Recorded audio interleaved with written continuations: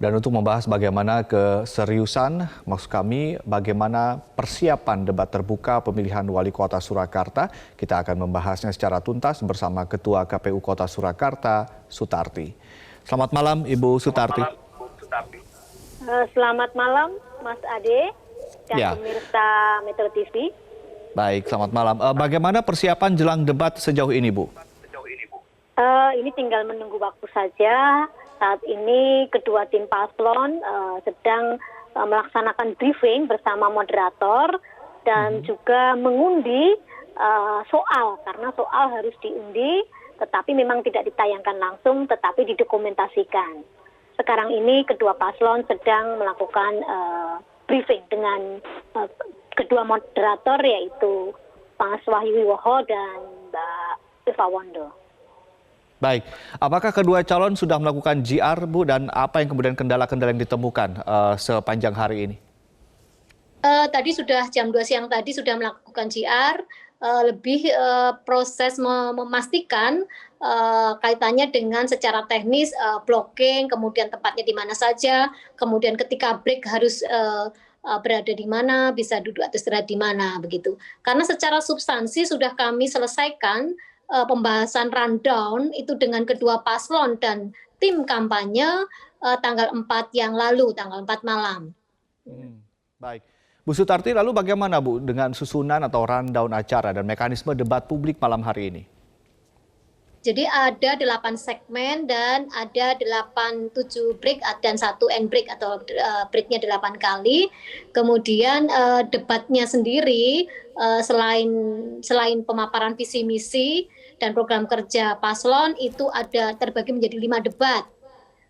Debat pertama itu terkait dengan pertanyaan yang bersumber dari tim penyusun materi debat tentang persoalan daerah. Kemudian debat kedua itu tentang materi terkait dengan pelayanan kepada masyarakat atau pelayanan publik, meskipun sumber pertanyaannya dari tim penyusun materi debat melalui moderator, tetapi di debat kedua ini sudah ada adu argumentasi atau saling tanggap, saling bertanya kepada masing-masing paslon. Kemudian debat ketiga itu pertanyaan bersumber dari masyarakat melalui video yang ditayangkan oleh Metro TV, kemudian langsung masyarakat bertanya kepada paslon. Sehingga setelah pertanyaan dari masing-masing paslon ini juga bisa beradu argumen atau saling menyanggah. Baru debat keempat dan debat kelima itu sumber pertanyaannya dari masing-masing paslon, yaitu terkait dengan debat keempat itu penajaman visi misi dari masing-masing paslon, sehingga baik paslon nomor urut 1 maupun paslon nomor urut 2 perlu melihat visi misi dan program kerja dari pasangan calon yang lain. Kemudian di debat yang terakhir sebelum closing statement itu terkait dengan debat atau adu argumen atau saling sanggah yang sumber pertanyaannya dengan materi kebijakan dan strategi penanganan, pencegahan, dan pengendalian COVID-19. Baik, Bu Nurul Sutarti, siapa saja tim penyusun materi, Bu? Untuk tim penyusun materi debat malam ini yaitu Profesor Dr. Ismi Dwi Astuti, Dekan dari FISIP UNS, kemudian juga masih dari Akademi UNS, yaitu dari Komunikasi UNS, yaitu Bapak Sri Hascaryo PhD. Kemudian ada 2 tokoh NGO atau tokoh LSM, yaitu satunya untuk yang concern ke kelompok difabel, yaitu Ibu Pamik Katseh, biasa dipanggil dengan Mbak Pikat.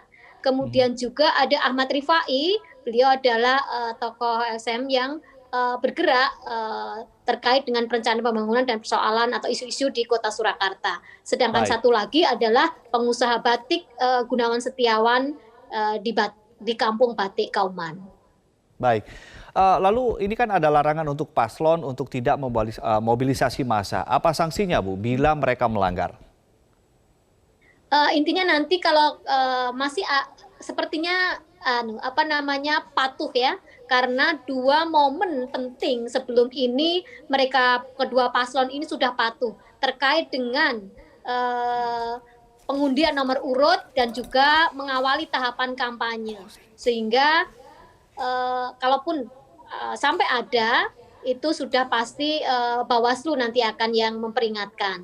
Tetapi yang pasti kami semua sudah menghimbau agar kedua paslon itu tidak membawa atau menyertakan pendukung lebih dari ketentuan. Karena sesuai ketentuan di PKPU maupun ketentuan KPU, itu keputusan KPU itu hanya 4 orang tim kampanye selain paslon yang menghadiri debat malam hari ini.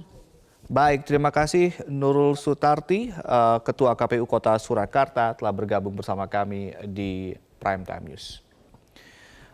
Jangan lupa subscribe YouTube channel Metro TV News dan jangan lupa nyalakan notifikasinya.